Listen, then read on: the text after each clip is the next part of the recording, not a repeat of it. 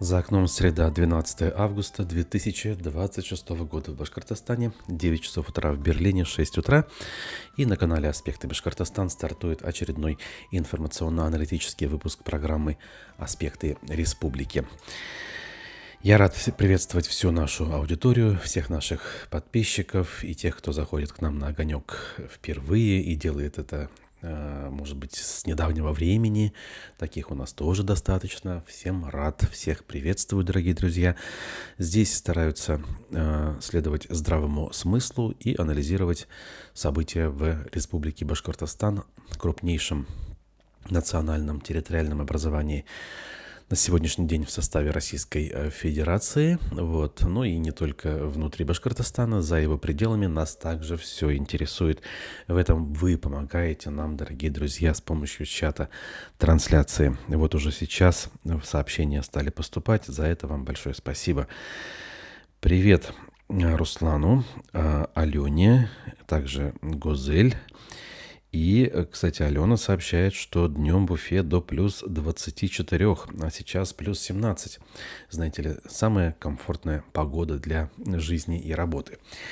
И это нормально, и это приятно. Надо сказать, у нас примерно такая же погода сейчас ожидается, и в этом смысле мы находимся в равных условиях.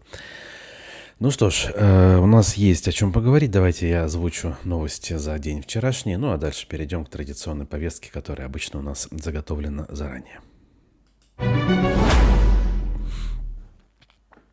Итак, за 11 августа, значит, новости. Полицейские в Москве избили подростка из-за ошибки искусственного интеллекта, который работает с камерами видеонаблюдения. Как пишет медиаменеджер Ксения Собчак, сотрудники МВД схватили в Ломоносовском районе 15-летнего местного жителя, избили, связали его ремнем и увезли в отдел. На видео, которое опубликовала Собчак, заметно, что взрослые люди в штатском наносят школьнику удары ногами. Позже они сказали родителям, что нейросети по ошибке посчитали, что подросток занимался закладкой наркотиков в парке. Инцидент произошел 4 месяца назад, и за это время никакого наказания для полицейских не было. Президент США Дональд Трамп опубликовал фото из самолета с освобожденным из России американцем Робертом Гилманом. По словам главы Белого дома, он лично добивался возвращения заключенного в разговоре с Владимиром Путиным. Гилман – бывший морпех. Он находился под арестом с 2022 года. Его осудили по обвинениям в нападении на полицейского в поезде, однако сам он вины не признал. Американец неоднократно рассказывал о попытках и принудительных инъекциях психотропных веществ в российской колонии. Последнее время осужденного держали в психиатрическом отделении больницы. Ранее, накануне, Рейтерс сообщил, что Кремль помиловал бывшего морпеха по гуманитарным соображениям. Женщины из российских колоний, которые соглашаются уехать на войну в Украине, сталкиваются с произволом и насилием со стороны начальства. Об этом написало интернет-издание «Верстка». Бывшие заключенные рассказали авторам материала о случаях, когда их заставляли спать с командирами. Они упоминали, что как минимум 3 женщины в этих условиях родили детей. Военнослужащих, тем не менее, не демобилизовали. Им пришлось находить способ передать новорожденных родственникам и продолжать службу. Сирийский суд заочно приговорил бывшего президента Сирии Башара Асада к смертной казни. Его признали виновным в преступлениях против человечности во время гражданской войны. В рамках этого же дела к высшей мере наказания приговорили его младшего брата Махера Асада и его двоюродного брата Атефа Наджиба. Последний очно присутствовал на судебном заседании. Бывший президент, в свою очередь, бежал, когда оппозиция захватила власть. С декабря 2024 года он живет в Москве. Российская полиция объявила в розыск политолога Татьяну Становую. С такими обвинениями, с каким, точнее, обвинением это связано, не уточняется. В прошлом месяце сообщалось, что в отношении аналитика завели уголовное дело об участии в работе так называемой нежелательной организации. В интервью «Медиазоне» она прокомментировала происходящее следующим образом. «Это ожидаемо, государство само себя обесценивает подобными действиями». Троих рабочих из Индии оштрафовали на 150 тысяч рублей за организацию забастовки на Амурском газохимическом комплексе. Как сообщает «Медиазона», иностранцев признали виновными в организации несанкционированного митинга. В материалах дела сказано, что эти люди созвали массовое скопление лиц в количестве 150 человек, требуя от руководства компании-подрядчика «Ямато» выплатить им задолженность за 3 месяца по зарплате. По этим данным, собрание произошло рядом со столовой для граждан Индии. Вот тена. Центральный банк России включил биткоин, Эфириум и Teller USDT в перечень криптовалют, доступных к публичному обращению на российской бирже. У посредников можно будет закупать такие активы на сумму до 300 тысяч рублей. Квалифицированные инвесторы смогут покупать криптовалюты без ограничений. Прежде чем совершать сделки, всем инвесторам, вне зависимости от их статуса, необходимо будет пройти тестирование и ознакомиться с рисками инвестиций в криптовалюты. Ну, надо сказать, мне, как бывшему сотруднику инвестиционной компании, знакомы все эти тесты. Ничего сложного в них нет. С помощью менеджера инвестиционной компании всегда можно пройти тест и получить статус так называемого квала или квалифицированного инвестора, в результате чего все инструменты становятся доступными, почти в неограниченном объеме. Но на самом деле мы прекрасно знаем, что криптовалюты и сейчас работают, пусть подпольно, нелегально, но прекрасно себя чувствуют, и благо они есть. Итак, в чате у нас Владимир из Чикаго. Меня видно, спрашивает он. Вас, Владимир, не видно, но мы читаем ваше сообщение. Видно пока, к сожалению, только меня. Хайрли Ирта пишет Газинур Хасанов. И ждем остальных наших подписчиков. Сегодня с утра, судя по всему, тихо с точки зрения беспилотной или ракетной опасности. Опять-таки, если верить отсутствию сообщений и отсутствию уведомлений на этот счет в телеграм-канале «Радар Башкортостан», который, надо сказать, с моей точки зрения, зарекомендовал себя очень неплохо за последнее время, поскольку, как правило, отражает действительность. Если есть прилеты, то эти прилеты в данном телеграм-канале описываются. Ночью был большой дроновый налет на Новороссийск, пишет нам пользователь «Ведомости», традиционно помогая делать нашу программу. Спутники фиксируют многочисленные пожары в городе в районе порта. Есть попадания по объектам в Геленджике. Малая Токмачка почти полностью захвачена вооруженными силами России. Спасибо вам, дорогой наш зритель.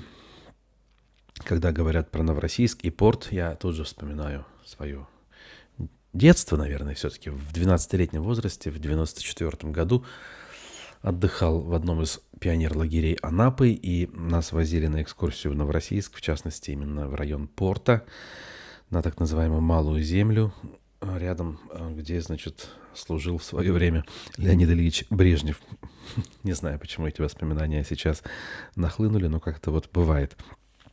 Искандер, вы где? Пишет Владимир из Чикаго.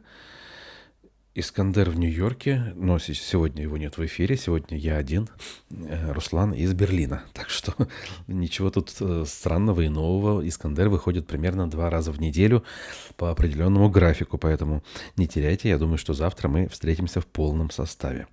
Здравствуйте, дорогой Венир Халиуллин. Но мы двигаемся дальше по нашей повестке. Еще раз напомню, у нас есть о чем поговорить. Итак, Ради Хабиров накануне был на оперативном совещании в правительстве и высказывался по поводу регулярных прилетов беспилотников по Башкортостану. И, знаете ли, сделал заявления довольно-таки уверенные в себе. Он утверждает, что налеты беспилотников на нефтезаводы Уфы на выпуск бензина в Уфе не повлияли. По его словам, при отражении атак и падении обломков иногда повреждаются эстакады на предприятиях. Ну, то есть не производство, а какие-то там эстакады. Однако их эстакады быстро ремонтируют, поэтому на выпуск топлива это никак не влияет, утверждает Хабиров, то ли выдавая желаемое за действительное, то ли действительно это так. Но тут надо сказать, что выглядит все это со стороны не просто как горящие эстакады. Зачастую черный дым, мощное, зарево. Это все говорит о том, что что-то такое, знаете ли, топливное горит, а не просто беспилотник взорвался и повредил какие-то металлические конструкции. Не знаю, может быть, я тут, опять же, домысливаю, фантазирую. Поправьте меня, если вы можете доказать обратное или хотя бы предположить обратное. Вот. Будут ли дальше атаки? Безусловно, пока идет бессмысленная война, атаки будут продолжаться. Более того, есть все основания полагать, что они будут усиливаться, потому что данное направление украинская сторона все эти годы активно развивала. И количество беспилотников, доступных для того, чтобы производить атаки, оно увеличивается с каждым днем. Тут все очевидно и просто. Так, дальше к любопытнейшим новостям нашей республики. Накануне произошло, во многом для меня, по крайней мере, неожиданное событие. Я, конечно, предполагал, что такое где-то там может произойти, но вероятность была не очень высокой. Так вот, Ратмир Мавлиев, который проработал 4 года главой администрации Уфы, став фигурантом уголовного дела, получив увольнение от бывших коллег в лице городского совета Уфы, возмутился незаконным своим увольнением и подал соответствующий иск. И Верховный суд иск удовлетворил, дорогие друзья. Таким образом, Ратмир Мавлиев восстановлен в должности главы администрации города Уфы. Об этом стало известно вчера вечером. Таким образом, дальше продолжаем смысловой ряд. Теперь в Уфе два начальника, два главы администрации. Один законно, скажем так, избранный и назначенный, это Ратмир Мавлиев, а второй назначенный совершенно незаконно, получается, в обход всех процедур, исполняющий обязанности Рустам Шарипов. При этом именно последний, конечно же, имеет доступ к реальной власти, имеет доступ к кабинету, так сказать, и выполняет обязанности главы администрации. На этом фоне, конечно же, хочется вспомнить совсем недавние события в Горсовете Уфы, какой риторикой сопровождали депутаты и председатель Горсовета Марат Васимов вот это голосование по отстранению Мавлиева от должности. Как они решили не просто тихонечко затаиться и проголосовать, понимая, наверное, что они это делают незаконно, а как они это все решили широко обставить пиар-компанией и всякими громогласными заявлениями о том, дескать, что бывший на их счет, по их мнению, мэр бросает тень своими действиями на всю власть. Дескать, машины мэрии использовались для того, чтобы перевозить каких-то судей из Татарстана. Более того, все эти перевозки были связаны также с развлечениями высокопоставленных деятелей мэрии, включая самого Мавлиева, которые в свободное от работы время, а может быть даже не в свободное от работы время, пользовались услугами представительниц древнейшей профессии. Все это под камерой, все это, с такой уверенностью, что все это будет в порядке. Видимо, думали, что вода течет лишь, как говорится, в одну сторону, и фарш провернуть обратно нельзя. Но оказывается, если нарушать процедуры, и если у противоборствующей стороны есть какие-то ресурсы, а у Мавлиева, конечно же, ресурсы есть, мы понимаем, какие, то можно иногда добиться и справедливости в суде. Что на этот счет скажет глава республики Ради Хабиров, остается лишь догадываться. Я просто напомню, что Хабиров в апреле, когда началось дело против Мавлиева, на словах полностью своего ставленника поддержал, пообещал, что до приговора суда Мавлиев уволен не будет. Я напомню, приговора суда все еще нет. После этого Ради Хабиров забыл собственное обещание и ничего не сделал против того, чтобы Мавлиева сняли с должности представителей Горсовета. Более того, что-то мне подсказывает, что именно из администрации Хабирова, возможно, от него лично пришло указание в Горсовет произвести вот эту отставку. Потому что представить себе, что депутаты Горсовета хоть сколько-нибудь самостоятельные, что Васимов, так называемый председатель Горсовета, хоть сколько-нибудь самостоятельный, никак невозможно. В общем, очень интересная история в том, что она показывает, что на самом деле из себя представляют отдельные личности, да и в целом республиканская власть на сегодняшний день. Как из этого будет выкручиваться конкретно Хабиров, конкретно Васимов, это будет очень любопытно смотреть и за этим наблюдать.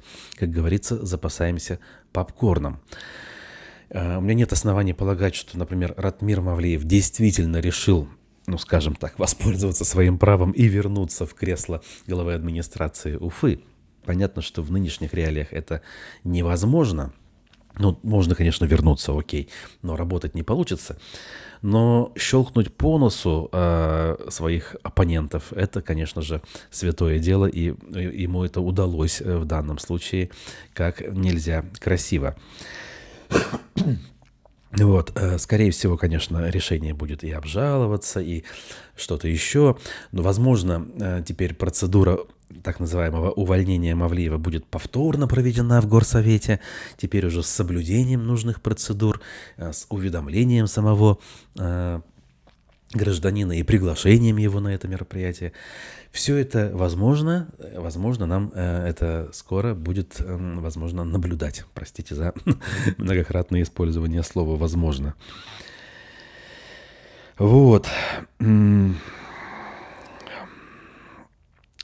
Тут вижу разные есть мнения. Вадим пишет, Беляков, что еще не восстановлен Мавлиев. Может, будет апелляция, решение это точно не вступило в силу. Да, это, кстати, надо уточнить, разумеется. Решение в законную силу вступает только после того, как проходит стадию апелляции. Поэтому только после этого какое-то решение, любое, в том числе и это, вступает в законную силу. Но мы тут больше говорим, наверное, сейчас о символическом смысле того решения, которое было принято. Так, вора восстановили в главы администрации. Супер, пишет слепой Пью. Тут, как говорится, бабушка надвое сказала. В этом смысле, мне кажется, все эти люди в той или иной степени воры, поэтому причем не всегда, скажем, сами того осознавая, они это делают. Сложно сказать. Мавлиев под следствием. Как он будет работать? Сити-менеджер не выбран, он назначен, пишет Бурзян. Так, опять-таки, что это такое? А когда голосуют депутаты городского совета, что они делают? Они как раз-таки производят процедуру выборов. Поэтому сити-менеджер все-таки выбирается. А в обратном убедить, наверное, меня никак не получится. Просто по формальным признакам даже. Давайте так. Назначает на должность одно должностное лицо. Оно подписывает соответствующий приказ о назначении и так далее. Тут все-таки процедура голосования. Да, эта процедура немножко отличается от классических выборов. Там идет некая процедура утверждения в результате конкурса, который до этого объявляется. Но все-таки это решение, принимаемое не одним должностным лицом. Если уж смотреть правде в глаза, то никто там вообще не выбран. Давайте так. В нынешних обстоятельствах говорить, что выбран Васимов или выбраны эти депутаты, конечно же, нельзя. Все это дело сфальсифицировано, подтасовано. Последние выборы в Горсовет были, как говорится, при мне, с моим участием в сентябре 2021 года. Я прекрасно знаю, как это все проходило. И называть этих людей избранными на открытых, честных выборах, конечно же, язык не поворачивается. Поэтому реальность мы сейчас немножечко в сторону отодвигаем и говорим, хотя бы по формальным признакам, как это сейчас выглядит и как обстоит. Так, Канасура шутит. Мавлееву надо к Суркову. Всем привет из Сибая, пишет Лешай. Юристы в горсовете еще те, конечно, иронизирует Валерьян. Ну, опять же, когда система, определенный механизм этой системы, определенная часть системы чувствует сверху какое-то указание, она не считает важным делать какие-то действия, совершать шаги, соблюдая все процедуры. Потому что система никогда не ждет того, что ей придется откатывать назад, отвечать перед судом, перед законом и так далее. Есть указание начальника, надо его выполнить. Ну вот как судья Кириллов, по-моему, да, который убирал партию «Яблоко» из избирательного бюллетеня в Верховном суде. Что он делал? Он занимался правосудием? Нет. Он занимался исполнением указания сверху. Поэтому делать все чисто с точки зрения юриспруденции и права вовсе не обязательно. Хотя там, в этом смысле, чистоты так называемой в Верховном суде, имею в виду Российской Федерации, чуть больше, чем в любых других инстанциях, которые относятся к Башкортостану. Вот, пожалуйста. То есть они посчитали, депутаты там и все эти юристы, что в принципе дело сделано. Зачем соблюдать формальные процедуры? Ну вот, еще раз, когда у оппонирующей стороны есть определенный ресурс, финансовый, там, административный какой-то, юридический, эта история может завертеться чуть более в сложную спираль и затянуться, давая пищу для размышлений, для наблюдений различного рода журналистов и просто аудитории. Так, ему еще и должны выплатить зарплату, пишет Алена. Напоминает совершенно справедливо, да. За незаконное время, нахождение в увольнении, людям обычно выплачивают зарплату, безусловно. Но просто еще раз я повторю тезис, который нам написал Вадим Беляков. Действительно, решение должно устоять в апелляционной инстанции и вступить в законную силу. Может быть, до этого решения еще какие-то качели в этом деле произойдут. Так, в общем, скучать точно не придется. Нам есть чем заниматься, есть о чем говорить. И, как говорится, существование такого рода, как наш, проектов оправдано даже вот наличием буквально такого одного интереснейшего дела и кейса, который происходит прямо сейчас в Башкортостане. Вот. Ну а я перейду, с вашего позволения, к следующему вопросу. И тут, знаете ли, менее веселая тема, хотя на первоначальном этапе, наверное, может кто-то и улыбнуться, и даже посмеяться. Значит, в соцсетях, в частности, в запрещенном Инстаграме, коллеги обнаружили довольно-таки любопытный аккаунт. В нем больше 20 тысяч подписчиков. И автор данного блога, а блог называется adamdoma.ufa, занимается ничем иным, как так называемым наведением порядка. Он берет на себя функции государственных структур, таким образом нарушает монополию на насилие со стороны государства. Это известный как бы тезис, да, известный как бы постулат, скажем, который обычно демонстрирует наличие в государстве порядка или отсутствие такового. Так вот, если обычные граждане, не наделенные полномочиями, забирают у государства часть монополии на насилие, значит, что-то в этом самом государстве не в порядке. Мы прекрасно знаем, что в этом государстве не в порядке, но вот это очередное доказательство того, что мы знаем.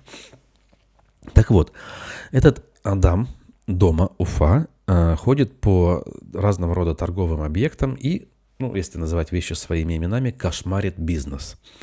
Прежде всего, бизнес, осуществляемый представителями государств Центральной Азии, так называемыми мигрантами. Давайте посмотрим нарезочку из его роликов со звуком полноценно, чтобы вы сами могли составить впечатление, после чего об этом более подробно поговорим. Через 3 дня порядка не будет, работать не будешь на рынке. Каждый из вас здесь находится по собственному желанию. А вам не стыдно? А вам не стыдно? А мы ее и защищаем. Мы ее сейчас и защищаем.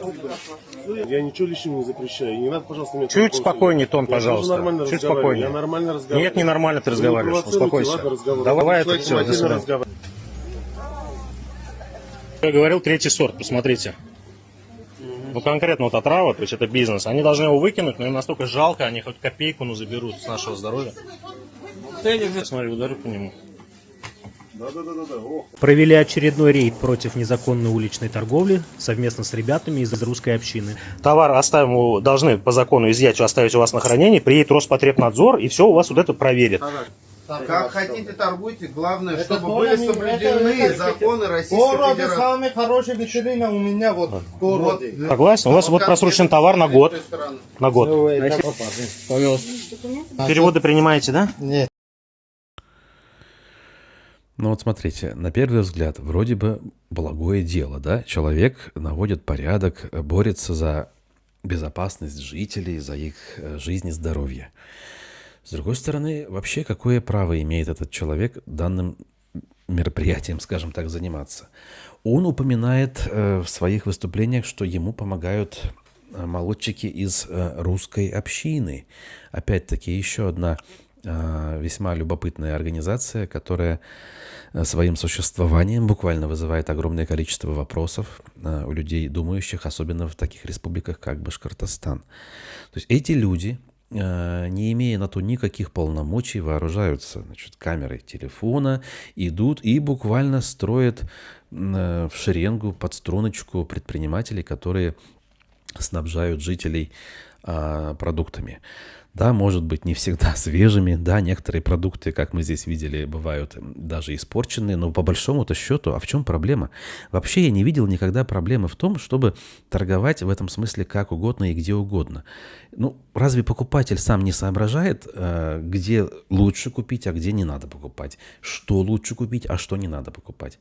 Если есть у испорченной дыни покупатель, за какие-то копейки смешные, ну, значит, извините, вопрос вообще не к продавцу, а к правительству, которое допускает такой уровень благосостояния людей, что они вынуждены покупать испорченные продукты. Предпринимателю тут спасибо надо, наверное, сказать. Или как? В общем, да, с одной стороны, надо соблюдать какие-то санитарные нормы, это все как бы хотелось бы, это все идеально, в идеальном мире существует. Но, черт подери, вот опять же, я остаюсь убежденным сторонником того, что торговля должна быть свободной, и сам рынок должен регулировать то, кто на этом рынке, в широком смысле, добивается успеха, и то, кто его не добивается. То есть покупатель своим рублем, своим отношением к продавцам всегда может, ну, скажем так, отрегулировать отношения в этом вопросе. То, что где-то лотки на улицу выставляют, ну, извините, вот я, например, не купил бы слотка, на который садится пыль от проезжей части. Если кто-то купит, ну, как бы, ну, сам виноват. Это если вот разбираться, ну, по мелочи, да, по сути того, что мы видим, с чем борются эти люди. На самом деле, конечно, смотреть надо в этой истории глубже. То, с чего я начал. Данные товарищи с уверенным очень видом, с серьезным гонором, вообще не стесняясь ничего и не боясь, судя по всему, ничего, проводят работу, которую проводить обычные граждане, казалось бы, права не имеют. В конце концов, я бы на месте вот этих вот предпринимателей плюнул бы и сказал бы: жрите, что хотите, да, и поеду в нормальную какую-нибудь страну, где можно нормально работать и зарабатывать. Ну, понятно, что никто этого не сделает, вот, а они будут продолжать терпеть издевательства не только государственных структур, миграционной службы, но теперь уже и простых каких-то проходимцев с улицы. То есть, я надеюсь, вы понимаете, в этом смысле я полностью на стороне, конечно же, трудовых мигрантов, которые, по большому-то счету, за последние 30 лет обеспечили страну всеми теми ништяками, как говорится, к которым наши жители привыкли. Если хотят, можно вернуться в плановую экономику, знаете ли, когда мандарины только под Новый год, а то и испорченные, когда большинство видов фруктов в принципе недоступно, орехи и прочие какие-то там сушености также в диковинку, лишь по блату, из-под полы и так далее, и так далее. В общем, любопытная эта картина.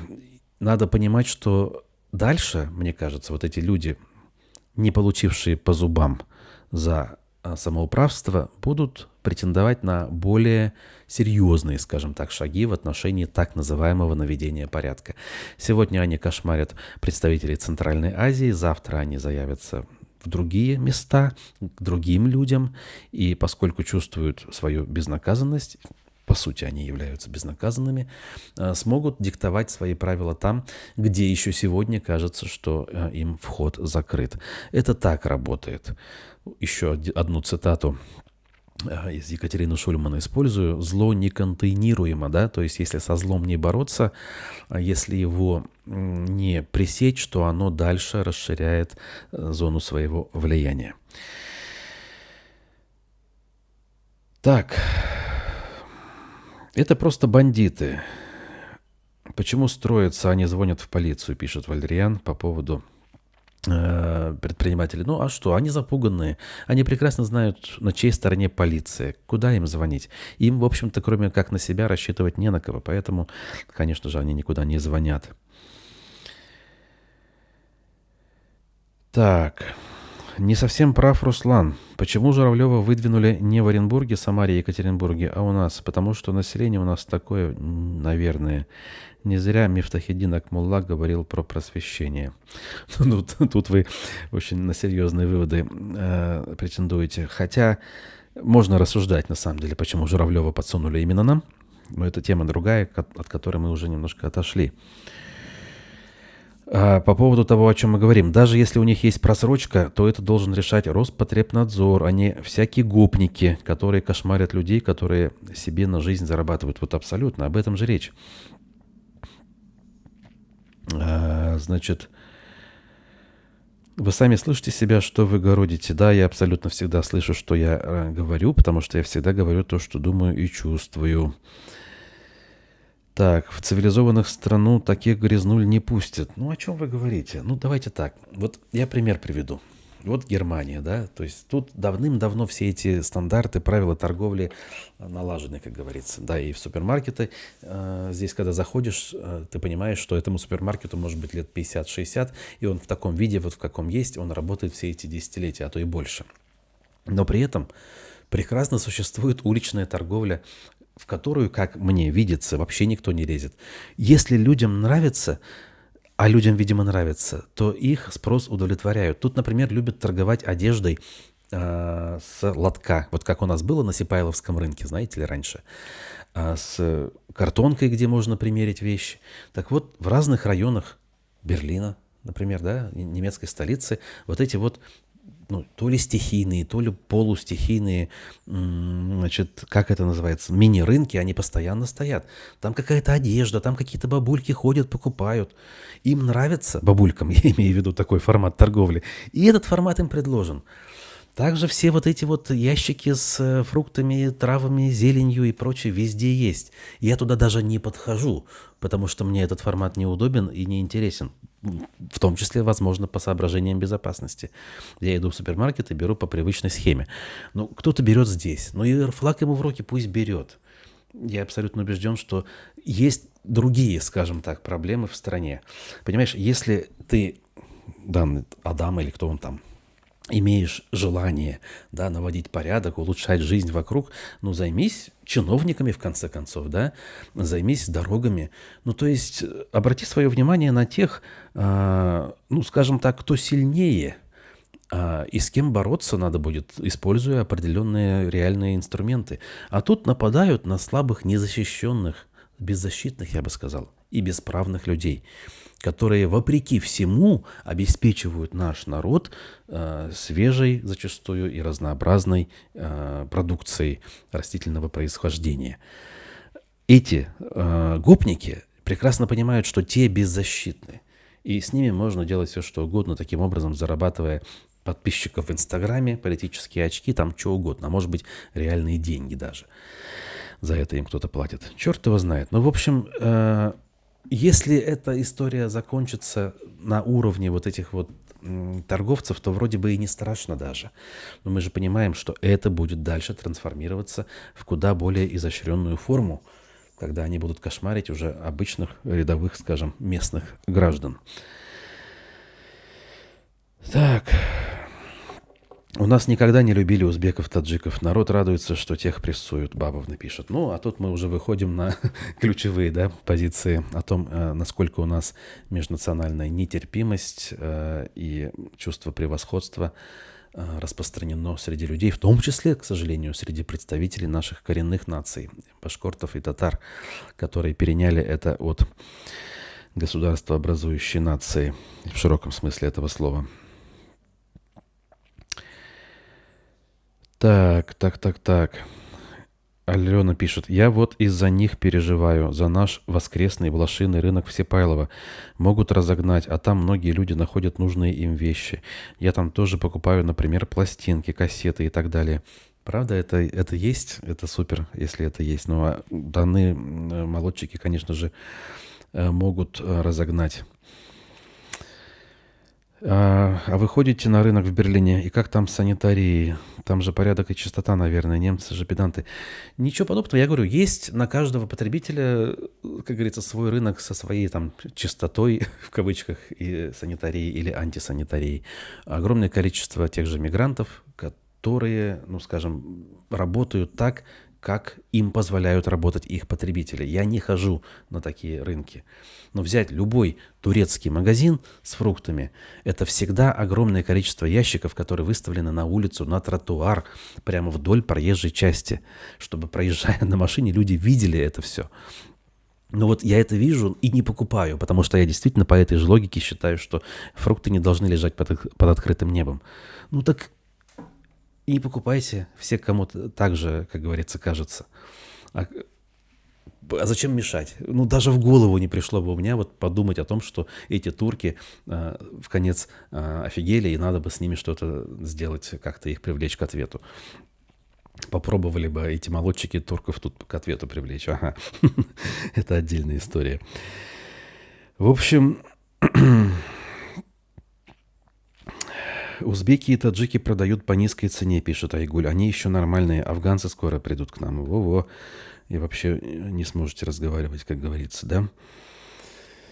Так. Вот когда придут путинско-гитлеровские фашисты с СВО, вот тогда и будет веселье.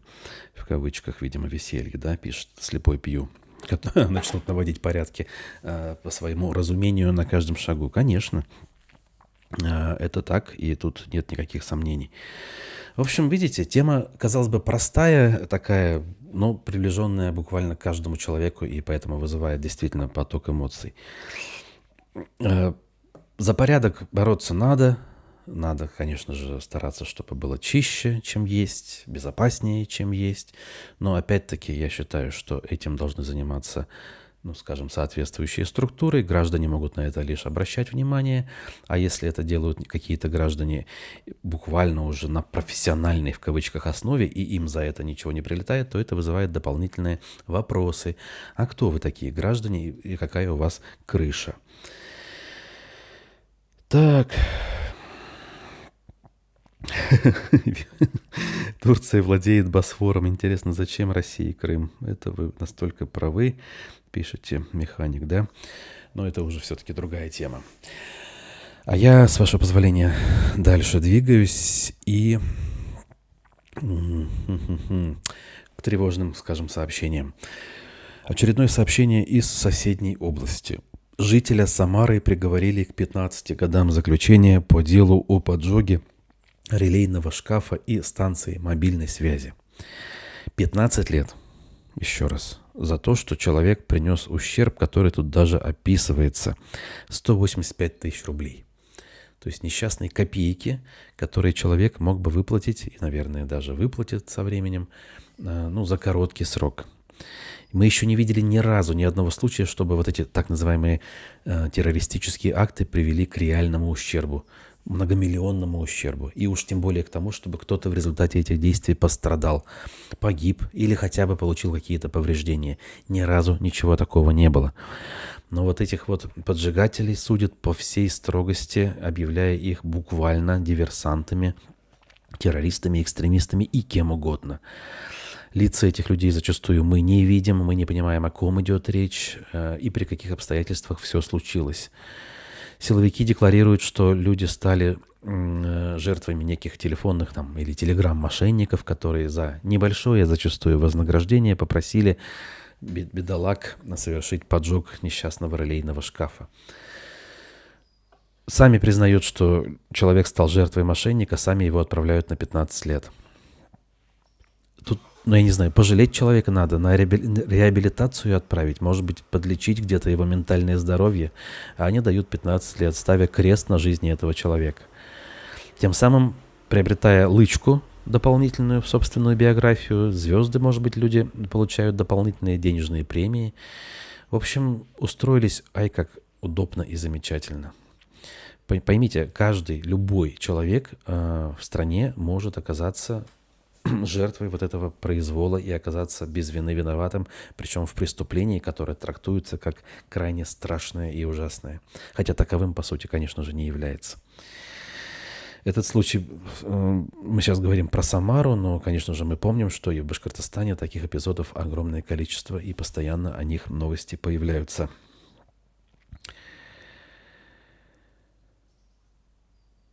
Человек совершил теракт.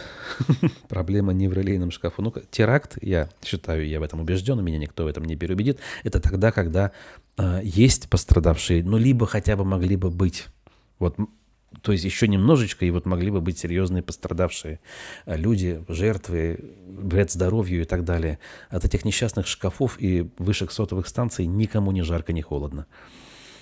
К тому же, еще раз, если вы меня слышите, то я предполагаю, что зачастую, возможно, этих событий и не было на самом деле, потому что никаких доказательств, ну хотя бы фотографии релейных шкафов приведите, в конце концов, которые подожгли.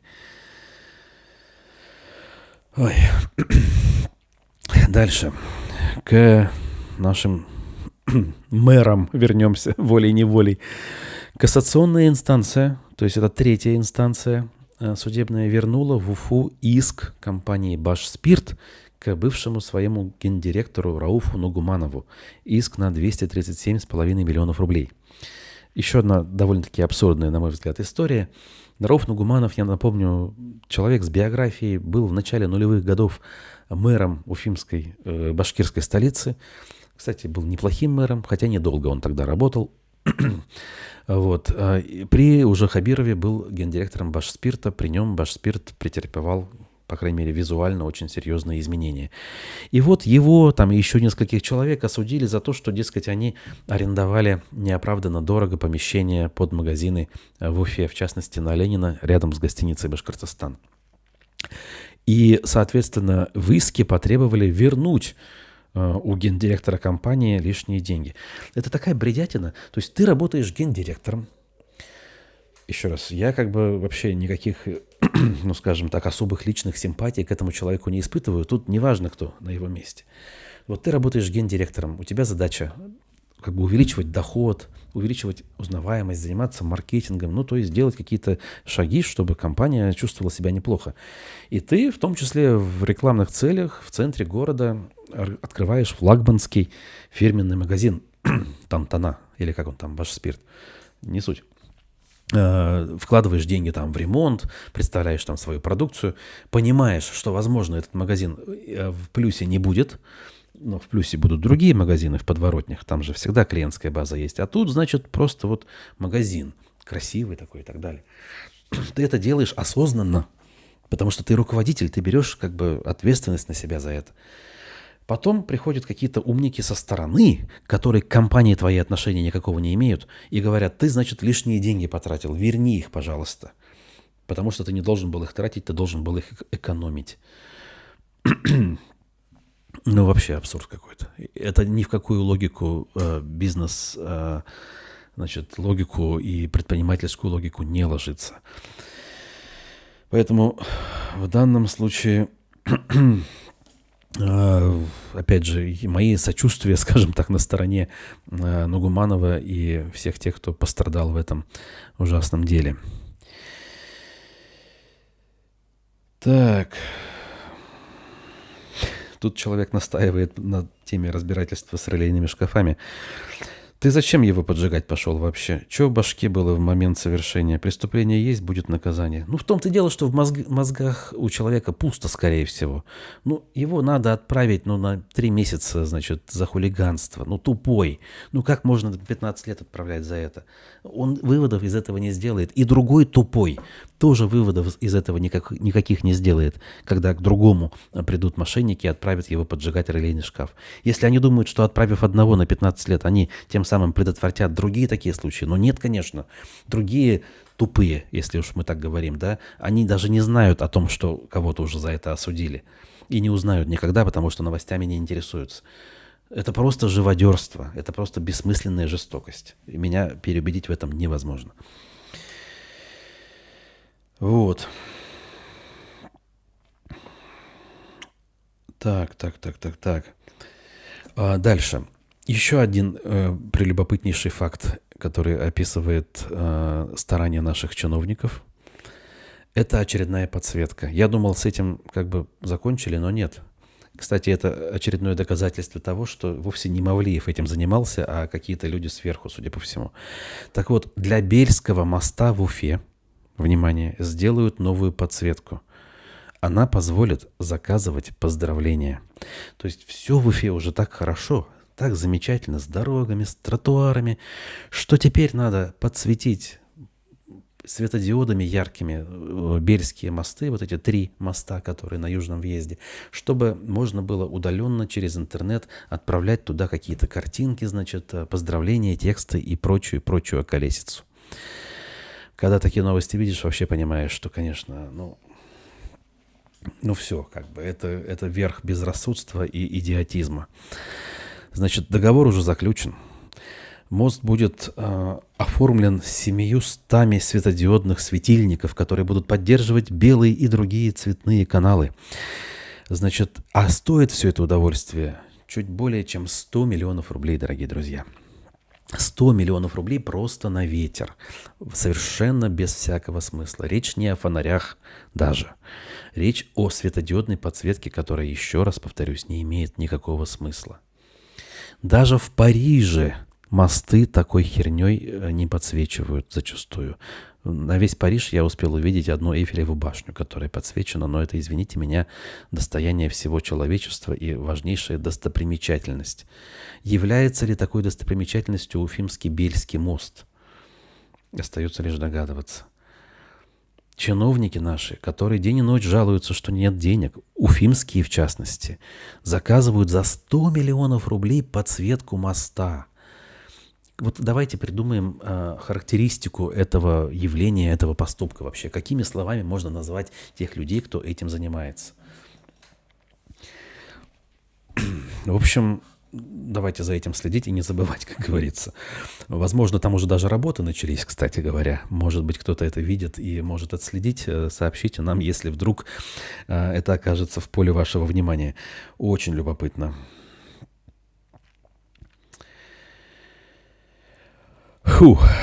Значит, дальше еще одна не самая позитивная новость. В Башкортостане на аукцион выставили право пользования Рассветовским участком недр. Очередные недра отдаются в пользование, так скажем, кремлевским олигархам. Через Башнефть, наверное, это будет проходить, но мы же знаем, кому принадлежит Башнефть. Договор на 25-летнее геологическое изучение, разведку и добычу углеводородного сырья на месторождении в центральной части региона продают по начальной стоимости 15 миллионов рублей. Участок в Буздякском, Чешминском, Благоварском и Давлекановском районах. Занимает площадь свыше 200 квадратных километров. Вообще, если представить себе карту и эти районы, то все напоминает, что участок тяготеет к озеру Аслыкуль, где-то вот в этом квадрате находится. И вполне возможно, конечно, вся эта геологоразведка добавит негативного влияния на состояние озера Аслыкуль, которое неумолимо мелело все последние годы, даже несмотря на обилие дождей. Вот уже 3-е лето в Башкортостане обильное с точки зрения воды, а озеро Аслыкуль мелеет. И вот теперь геологоразведка, нефтедобыча ожидается в непосредственной близости к этому озеру. Опять же, и тревожно, и страшно.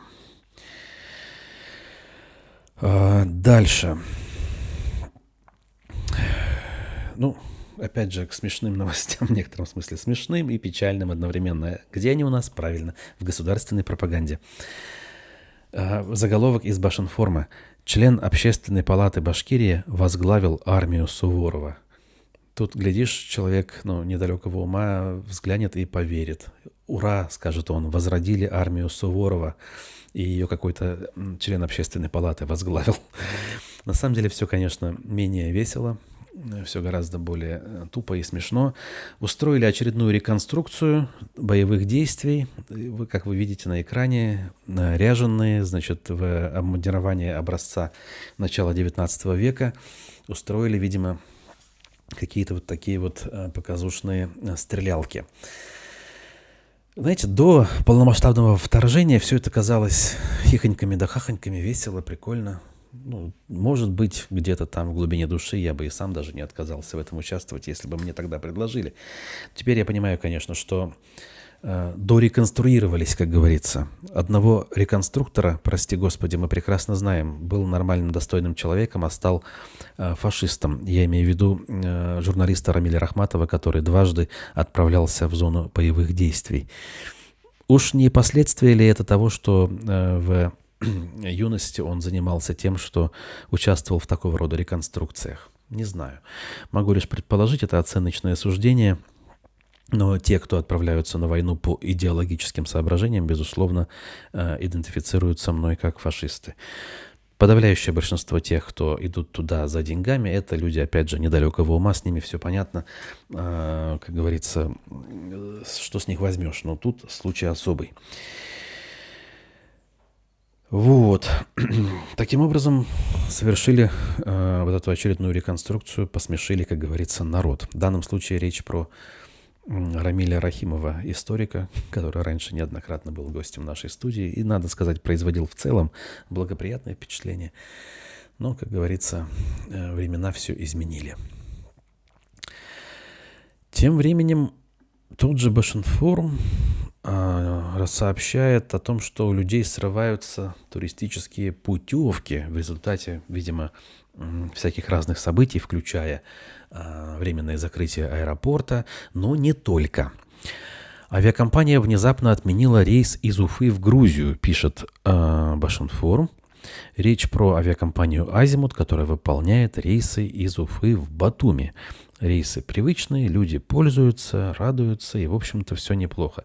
Тут рассказ о том, как в последний момент, когда уже в какой-то из дней отменяли беспилотную опасность, авиакомпания отменила рейс и полностью его перенесла, скажем, на следующий раз.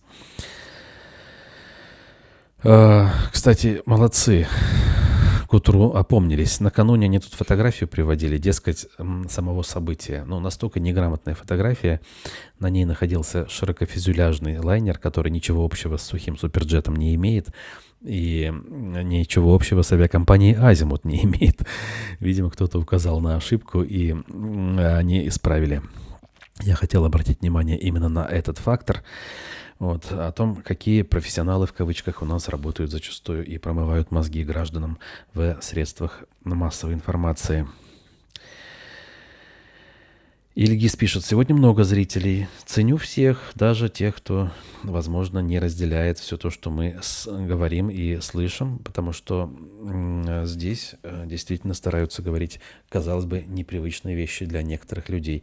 Но если постараться, если пораскинуть мозгами, мне кажется, у любого хватит сил и внутренних ресурсов понять, что то, что мы здесь транслируем, это единственная правда той реальности, в которой мы с вами находимся. Так, слепой Пью пишет: путиноидам мозг промывает зомбоящик, он их оскотинивает и одебиливает. Примеры есть даже в этом антифашистском чате. Там все сложнее, я лишь добавлю. Вы абсолютно правы в этом смысле, но не только зомбоящик. там очень много уже людей, кто давно зомбоящик не смотрит и хвалятся этим. Да ты что? Да я Соловьева, что ли, смотреть буду? То есть Соловьев, он для тупых, понимаете? Для совсем тупых. Для тех, кто поумнее, есть... Я не знаю, там Антон Красовский, если хотите, даже Ксения Собчак, прости господи, к сожалению, уже относится к этой категории все больше и больше. Хотя я продолжаю сочувственно к ней относиться, скажем так, понимая, что она, в общем-то, между молотом и наковальней. Но вы понимаете мысль, да? То есть для тех, кто поумнее, существуют куда более изощренные, хитрые и непрямые, скажем так, способы пропаганды. Но они существуют, они работают. Вот. Как говорится, эта новость была последней, дорогие друзья. Мы с вами целый час почти с вашей помощью сегодня пообщались, поработали. Я с удовольствием сообщаю, что у нас сегодня, я надеюсь, на 100% состоится программа «Аспекты мнений» уже в 12 по Уфе. Ишмурат Хазрат, Ишмурат Хайбуллин будет моим гостем, и мы поговорим про Башкортостан, про ислам в нынешнем и в будущем нашей республики. Вот, вчера у нас должна была быть, кстати, встреча с Айтуганом Шариповым, активистом, которого пытали в Уфе в 22 году, но, к сожалению, нам пришлось перенести эту встречу по объективным причинам. Ничего страшного не случилось, не волнуйтесь. Я надеюсь, что мы с ним в ближайшие дни, возможно, завтра уже пообщаемся. Но это будет поздно вечером, потому что он живет за океаном, и часовые пояса у нас сильно отличаются. Вот. А Ишмурат Хайбуллин у нас уже скоро в 12 по Уфе сегодня. Соответственно, присоединяйтесь к этому разговору. Нам будет, наверное, что обсудить точно и о чем поспорить. Тем более, что я, как человек, подчеркнуто со светским мировоззрением, сами понимаете, должен буду не соглашаться со своим гостем во многих его утверждениях. Посмотрим, что из этого получится. Ну а пока спасибо всем за участие, за лайки. Не забывайте это сделать те, кто еще не сделали. Хорошего всем дня, дорогие друзья. Будьте здоровы и не пропустите следующий эфир. Всем пока.